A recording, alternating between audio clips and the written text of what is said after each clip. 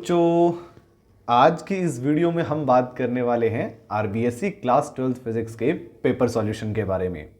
मैं उम्मीद करूंगा कि आप सभी का पेपर बहुत अच्छा हुआ है। इसी के साथ केमिस्ट्री के इंपॉर्टेंट क्वेश्चन की वीडियो भी हमारे चैनल पर अपलोड कर दी गई है और वीडियो के डिस्क्रिप्शन में दिया हुआ है हमारे टेलीग्राम चैनल का लिंक। वहां पर आपको बाकी सभी सब्जेक्ट के इंपॉर्टेंट क्वेश्चंस की पीडीएफ भेज दी जाएगी, तो टेलीग्राम चैनल ज्वाइन करना बिल्कुल मत भूलिएगा। और अगर आप हमारे चैनल पर नए हैं तो चैनल को सब्सक्राइब कर लीजिएगा। चलिए बच्चों, वीडियो स्टार्ट करते हैं। बोर्ड एग्जाम में ये जो पहला प्रश्न है, इसके फर्स्ट पार्ट में पूछा गया था कि किसी बिंदु आवेश को केंद्र मानकर खींचे गए 15 सेंटीमीटर त्रिज्या के गोलीय गाउसीय पृष्ठ पर विद्युत फ्लक्स का मान फाई है। यदि इस पृष्ठ की त्रिज्या को 3 गुना कर दे तो पृष्ठ से गुजरने वाले फ्लक्स का मान कितना होगा। आप सभी को पता है कि जो फ्लक्स का मान है वो क्षेत्रफल पर डिपेंड नहीं कर रहा है, यानी कि सेम रहेगा जितना पहले है। पहले कितना था फाई, तो अब भी कितना रहेगा, फाई ही रहेगा। दूसरे प्रश्न के बारे में बात करते हैं कि वायु के लिए पराविद्युत सामर्थ्य कितना होता है। वायु के लिए पराविद्युत सामर्थ्य कितना होता है, 3 × 10⁶ वोल्ट पर मीटर होता है। नेक्स्ट, कि प्रतिरोधकता का एसआई मात्रक क्या है। हमें पता है कि प्रतिरोधकता का फॉर्मूला क्या होता है, rho is equal to R A upon L होता है। तो आर का कितना, ओम, ए यानी कि क्षेत्रफल का मीटर स्क्वायर बटा एल यानी कि मीटर। मीटर से मीटर कट गया, बच गया ओम इंटू मीटर, यानी कि ऑप्शन सी हो जाएगा। नेक्स्ट, दिए गए चित्र में यदि व्हीटस्टोन सेतु संतुलित अवस्था में है तो प्रतिरोध एस का मान हमसे पूछ लिया गया है। देखिएगा, अगर ऐसा है कि ये संतुलन की अवस्था में है तो S का मान कितना होगा, S इजिकल टू हो जाएगा 18/30 × 10। ये कट हुआ 3 पर, इससे ये कटेगा, उत्तर आएगा 6 ओम, यानी कि ऑप्शन डी सही होगा चौथे प्रश्न का। अब हम बात करते हैं पांचवें प्रश्न की। पांचवें में हमसे पूछा गया है कि जब कोई आवेशित कण एक समान चुंबकीय क्षेत्र में क्षेत्र के लंबवत दिशा में गति करता है तो कण का पथ कैसा होगा। कण का पथ वृत्ताकार होगा। फिर है कि अन्योन्य प्रेरण के सिद्धांत पर आधारित उपकरण कौन सा है। अन्योन्य प्रेरण के सिद्धांत पर आधारित उपकरण ट्रांसफार्मर होता है। फिर पूछा गया है आपसे कि विस्थापन धारा का सूत्र क्या है। ये 4 ऑप्शन दिए गए हैं, इनमें से ये जो सबसे पहला ऑप्शन है यही है विस्थापन धारा का सही उत्तर। नेक्स्ट, कि यदि किसी प्रकाशिक उपकरण का आवर्धन ऋणात्मक हो तो सदैव प्रतिबिंब कैसा बनेगा। उस कंडीशन में प्रतिबिंब सदैव वास्तविक और उल्टा बनेगा। सर, हमें बताया गया है यदि संयुक्त सूक्ष्मदर्शी में अभिदर्शक व विनेत्र की आवर्धन क्षमता क्रमशः m0 और me है तो सूक्ष्मदर्शी की कुल आवर्धन क्षमता कितनी होगी।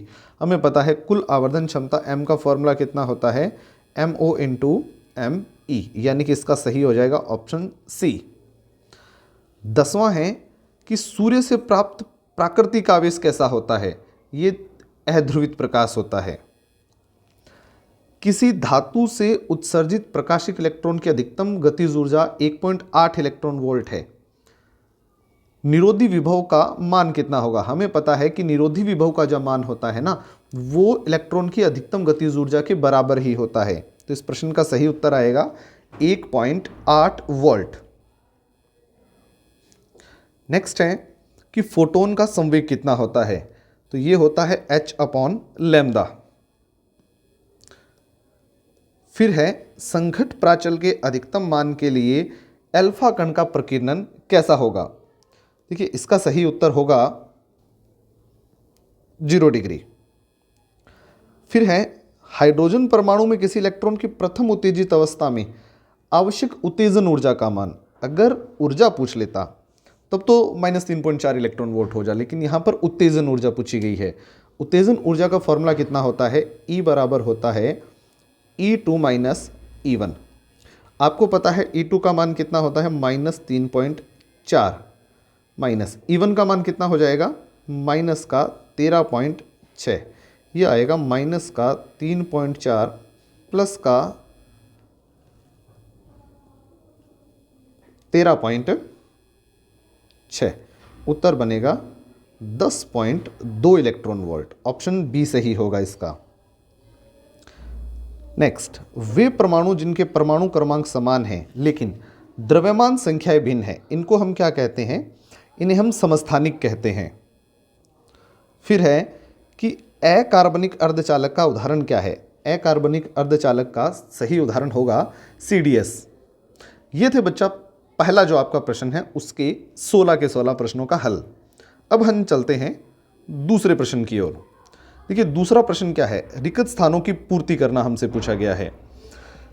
इसमें सबसे पहले है कि एकल धनावेश के कारण विद्युत क्षेत्र की रेखाएं कैसी होती है? ये बाहर की ओर होती है, बाहर की ओर। फिर इकाई विद्युत क्षेत्र लगाने पर इलेक्ट्रॉनों के अपवाह वेग के परिमाण को हम क्या कहते हैं? इसे हम बोलते हैं गतिशीलता। नेक्स्ट, एक गैल्वेनोमीटर को वोल्टमीटर में बदलने के लिए श्रेणी क्रम में किस मान का प्रतिरोध जोड़ा जाता है? तो श्रेणी क्रम में उच्च मान का प्रतिरोध जोड़ा जाता है। फिर है कि किसी पदार्थ के प्रति इकाई आयतन में उपस्थित चुंबकीय आघूर्ण को हम क्या कहते हैं? इसे हम बोलते हैं चुंबकन तीव्रता, इंटेंसिटी ऑफ मैग्नेटाइजेशन। इसका हो जाएगा हाई रेजिस्टेंस, है ना। इसका हो जाएगा मोबिलिटी एंड इसका हो जाएगा आउटवर्ड डायरेक्शन में। नेक्स्ट है कि एक संपूर्ण चक्कर में प्रत्यावर्ती धारा का मान कितना होता है? संपूर्ण चक्कर के लिए प्रत्यावर्ती धारा का मान 0 होता है सर। एक अवतल दर्पण की वक्रता त्रिज्या 24 सेंटीमीटर है तो इसकी फोकस दूरी कितनी होगी? इसकी फोकस दूरी होगी 12 सेंटीमीटर, आधी हो जाती है क्योंकि F बराबर क्या होता है? फॉर्मूला R/2 होता है। तो R का मान 24 है, 24/2 यानी कि कितना? 12 सेंटीमीटर हो जाएगा इसका सही उत्तर। आगे चलते हैं इसके बाद में हम कि किसी अवरोध के किनारों के द्वारा तरंगों का अपने मार्ग में मुड़ जाना क्या कहलाता है? ये होता है विवर्तन।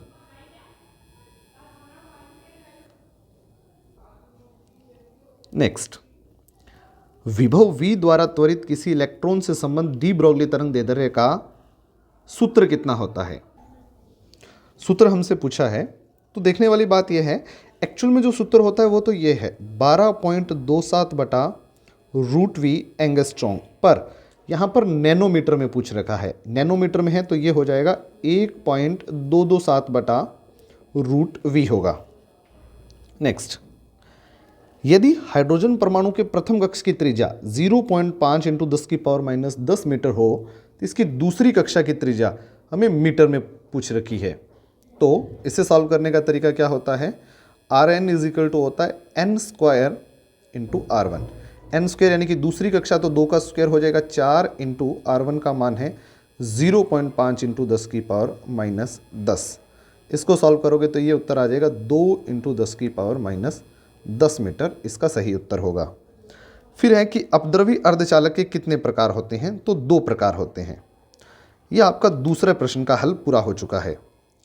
इसके बाद में हम बात करते हैं तीसरे प्रश्न की। इनके उत्तर एक पंक्ति में देने हैं।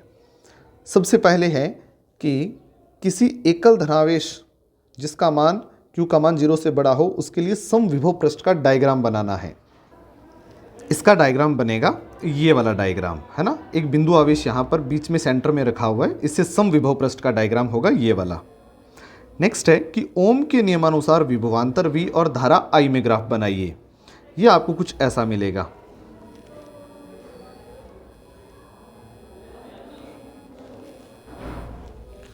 V और I के बीच में ग्राफ प्लॉट करेंगे तो वो हमें कुछ ऐसा मिलेगा।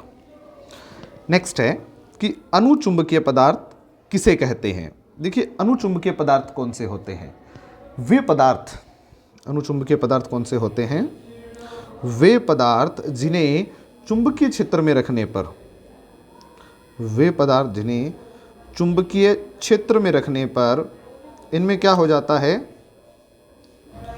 चुंबकीय क्षेत्र में रखने पर ये चुंबकीय क्षेत्र की दिशा में, चुंबकीय क्षेत्र की दिशा में अल्प चुंबकित होते हैं, अल्प चुंबकित होते हैं। इन्हें बोलते हैं हम अनुचुंबकीय पदार्थ। फिर नेक्स्ट है कि स्वप्रेरकत्व को विद्युत जड़त्व क्यों कहते हैं।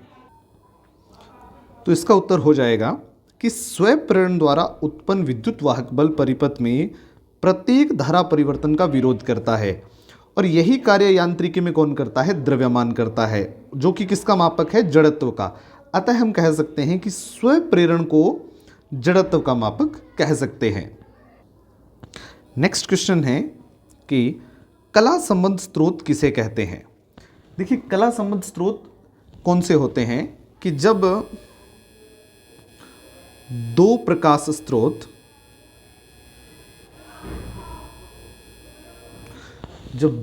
स्रोत समान आवृत्ति की तरंग उत्पन्न करे।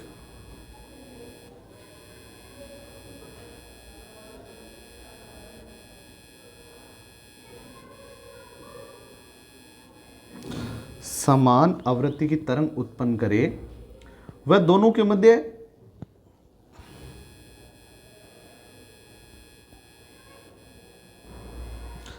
समय के साथ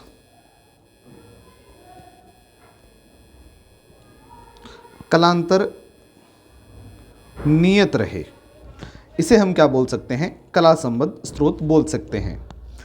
नेक्स्ट प्रश्न है कि देहली आवृत्ति क्या होती है। देखिए, देहली आवृत्ति ये है वह विशिष्ट आवृत्ति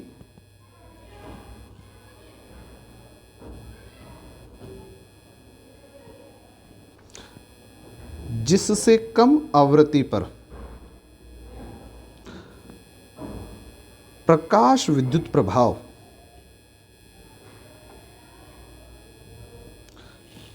की घटना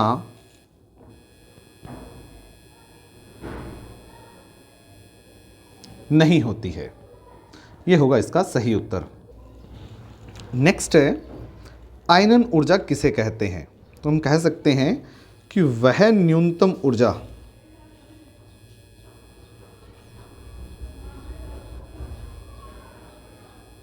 जिसे अवशोषित कर परमाणु आयनित हो जाए, उसे हम क्या बोलते हैं, आयनन ऊर्जा बोलते हैं। नेक्स्ट है कि आइंस्टीन का द्रव्यमान ऊर्जा समतुल्य संबंध क्या है। ये होता है E = mc²। ये यहाँ तक आपका सेक्शन ए कंप्लीट हो चुका है। इसके बाद में हम बात करते हैं सेक्शन बी पर। सेक्शन बी में सबसे पहला प्रश्न आया है, 6 माइक्रोफेरेड धारिता के 3 संधारित्र पार्श्व क्रम में जुड़े हैं, तो इनकी तुल्य धारिता का मान कितना होगा। सबसे पहले समझने वाली तो बात है कि पार्श्व क्रम मतलब कि पैरेलल कॉम्बिनेशन आप लोगों से यहाँ पर पूछा रखा है। तो पैरेलल कॉम्बिनेशन में C = फॉर्मूला क्या होता है, अगर 3 समान संधारित्र हैं तो कितना हो जाएगा, NC हो जाएगा, यानी कि मान कितना आ जाएगा C' का, N का मान कितना है यहाँ पर 3 और C का मान दे रखा है 6 माइक्रोफेरेड, तो उत्तर आएगा 18 माइक्रोफेरेड, इसका सही उत्तर रहेगा। यहाँ पर आपसे परिभाषा पूछ रखी है विद्युत वाहक बल और आंतरिक प्रतिरोध की। चुंबकीय क्षेत्र रेखाओं के कोई 2 गुण पूछे थे छठे प्रश्न में। 7वें प्रत्यावर्ती धारा जनित्र का नामांकित चित्र बनाना आ गया है। 8वां न्यूमेरिकल है कि पूर्व से पश्चिम दिशा में स्थित 5 मीटर लंबा सीधा क्षैतिज चालक तार 0.3 × 10⁻⁴ टेस्ला के पृथ्वी के चुंबकीय क्षेत्र के क्षैतिज घटक के लंबवत 2 मीटर पर सेकंड की चाल से गिर रहा है। तो तार के सिरों के मध्य प्रेरित विद्युत वाहक बल का तात्क्षणिक मान बताइए। देखिए, अच्छा प्रश्न है ये वाला, इसको अब हम हल करते हैं। इसका फॉर्मूला क्या हो जाएगा, E = BLV sin थीटा। साइन 90 डिग्री है तो फॉर्मूला बचेगा BLV। अब देखिए E = B का अमाउंट रखिए सबसे पहले तो आप लोग 0.3 × 10⁻⁴, L 5 और V है 2, ये हो जाएगा 0.3 × 10 × 10⁻⁴। उत्तर आएगा 3 × 10⁻⁴ वोल्ट। यह सही उत्तर है। फिर है विद्युत चुंबकीय स्पेक्ट्रम में उत्पन्न किन्हीं 3 तरंगों के नाम लिखने हैं, कोई भी लिख सकते हो आप लोग, है ना। अवरक्त लिख दीजिएगा, एक्स किरणें लिख देना, माइक्रोवेव लिख देना, बिल्कुल सही है। फिर एक न्यूमेरिकल है कि किसी छोटी दूरबीन की आवर्धन क्षमता 9 है, नली की लंबाई 100 सेंटीमीटर, तो दूरबीन के अभिदर्शक तथा नेत्रिका की फोकस दूरियां ज्ञात कीजिए। अच्छा प्रश्न है ये वाला। हम लोग क्या जानते हैं, मैं इसे यहाँ सॉल्व कर रहा हूँ। हम लोग क्या जानते हैं कि m इज इक्वल टू होता है FO अपॉन FE। m का अमाउंट 9 दे रखा है, तो 9 बराबर हो जाएगा FO बटा FE। यहाँ से FO का अमाउंट आएगा 9 FE। आगे देखिएगा, L है तो नली की लंबाई है, FO प्लस FE। L की जगह हम लिखेंगे 100 बराबर कितना आ जाएगा 9 FE प्लस FE। 100 बराबर आ जाएगा 10 FE, यानी कि FE का अमाउंट हमें कितना मिलेगा 10 सेंटीमीटर मिलेगा। और यही वाला अमाउंट अगर मैं यहाँ पर पुट करूँ तो हमें कितना मिलने वाला है, यहाँ इधर पुट करते हैं इस वाली इक्वेशन के अंदर। तो देखिए हमें रिजल्ट में क्या मिलेगा कि FO इज इक्वल टू था 9 इंटू FE, और FE का अमाउंट 10 सेंटीमीटर है, तो FO का अमाउंट मिलेगा हमें 90 सेंटीमीटर। ये जो फोकस दूरी है वो तो है अभिदर्शक की, और ये जो फोकस दूरी है वो किसकी है, नेत्रिका की। अगले प्रश्न में हमें पूछ रखा है कि हाइगेन के तरंग सिद्धांत से प्रकाश के अपवर्तन हेतु स्नेल के नियम को व्युत्पत्ति कीजिए। अच्छा प्रश्न था। प्रकाश के व्यतिकरण और ध्रुवण की परिभाषाएं आ गई। अब आया है 13वां प्रश्न कि 20 वोल्ट के बल्ब से 5 × 10⁻9 फोटोन प्रति सेकंड उत्सर्जित होते हैं। तो फोटोन की ऊर्जा आप लोगों से पूछ रखी है। अच्छा प्रश्न है ये, इसे हम सॉल्व करेंगे। तो देखिए फॉर्मूला क्या हो जाएगा, इसका फॉर्मूला बनेगा N is equal to, formula कितना होता है, N बराबर हो जाएगा P बटा E। P का मान दे रखा है हमें 20, और E का मान हमारे पास कितना है, यहाँ पर E का मान हमें ज्ञात ही करना है। तो पहले यहाँ से एक फॉर्मूला और ड्राइव कर लेते हैं। हमें जो ज्ञात करना है वो क्या है, E है। तो E इज इक्वल टू हो जाएगा P बटा N। P का मान 20 है, N का मान है 5 × 10⁻9। ये कट आउट होगा 4 पर, उत्तर आएगा 4 × 10⁻9। ये जो है आपके पास ऊर्जा का मान मिलेगा, एक फोटोन की ऊर्जा का मान। अगला प्रश्न है कि डी ब्रॉगली परिकल्पना में बोहर के क्वांटीकरण से द्वितीय विग्रहित की व्याख्या करनी है। 15वां था नाभिकीय विखंडन और नाभिकीय संलयन दोनों पर टिप्पणियां रखी है। इसके बाद में स्टार्ट होगा सेक्शन सी। सेक्शन सी का पहला प्रश्न रहा है कि वैद्युत द्विध्रुव के कारण विषुवतीय तल पर स्थित किसी बिंदु पर विद्युत क्षेत्र का सूत्र व्युत्पत्ति कीजिए और इसका आवश्यक चित्र बनाइए। इसी के अथवा में है कि गाउस के नियम द्वारा एक समान आवेशित अनंत समतल चादर के कारण किसी बिंदु पर विद्युत क्षेत्र का व्यंजक प्राप्त करो और आवश्यक चित्र भी बनाइए। 17वां है बायो सावर्ट के नियम से धारावाही पाश के अक्ष पर स्थित किसी बिंदु पर चुंबकीय क्षेत्र का व्यंजक उत्पन्न करना। और इसी के अथवा में दे रखा है 2 सीधे समांतर धारावाही चालक तारों के मध्य प्रति एकांक लंबाई पर कार्यरत बल का सूत्र व्युत्पत्ति कीजिए और आवश्यक चित्र भी बनाइए। 18वां जो कि 14वें चैप्टर से आया है, ऊर्जा बैंड थ्योरी के आधार पर चालक, विद्युतरोधी और अर्धचालक के बीच में अंतर लिखने थे और n प्रकार के अर्धचालक का बैंड आलेख भी बनाना था।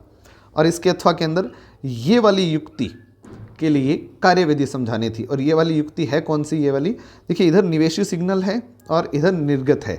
तो निवेशी से निर्गत की तरफ आप देखोगे तो यहाँ पर साफ पता चल रहा है कि ये वाली युक्ति कौन सी है, ये है पूर्ण तरंग दिष्टकारी। नाम भी लिखना है, 1 नंबर में नाम है, 1 नंबर में चित्र है और 1 ही नंबर की कार्यविधि रही है। अब चलते हैं 19वें प्रश्न की तरफ। 19वां जो प्रश्न है वो सेक्शन डी से आया है। क्या था कि पहले तो है कि सिद्ध कीजिए कि प्रत्यावर्ती धारा का शिखर मान और वर्ग माध्य मूल मान का √2 गुना होता है। ये प्रश्न IRMS और I0 का रिलेशन वाला है, इन दोनों में संबंध वाला। फिर है यदि प्रत्यावर्ती धारा ये है तो वोल्टता ये है, तो परिपथ में छित औसत शक्ति का मान ज्ञात कीजिए। आप लोगों को पता है कि जो शक्ति निकालने का फॉर्मूला होता है वो क्या रहता है, VI cos फाई रहता है। यहाँ पर अगर हम V का अमाउंट देखें तो वो कितना है, या इसे हम लिख सकते हैं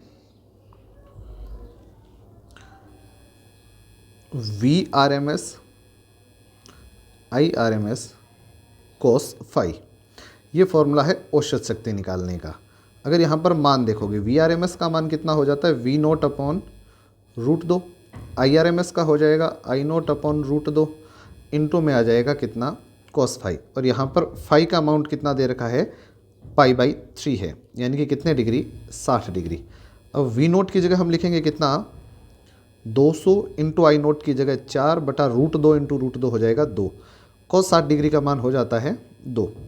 ये कट आउट हो जाएगा और हमें उत्तर मिलेगा जो वो मिलेगा 200 वाट। फिर है कि सिद्ध कीजिए कि पूरे चक्र में प्रेरक को आपूर्त माध्य शक्ति 0 होती है। और इसी के साथ नेक्स्ट आया है एक न्यूमेरिकल, यदि किसी LCR परिपथ में R का मान 24 ओम, XL का मान 110 ओम, XC का मान 110 ओम हो तो परिपथ में प्रतिबाधा कितनी होगी। देखिए, अगर हम प्रतिबाधा की बात करें तो Z निकालने का फॉर्मूला कितना होता है, ये होता है √R² plus XL minus XC का होल स्क्वायर।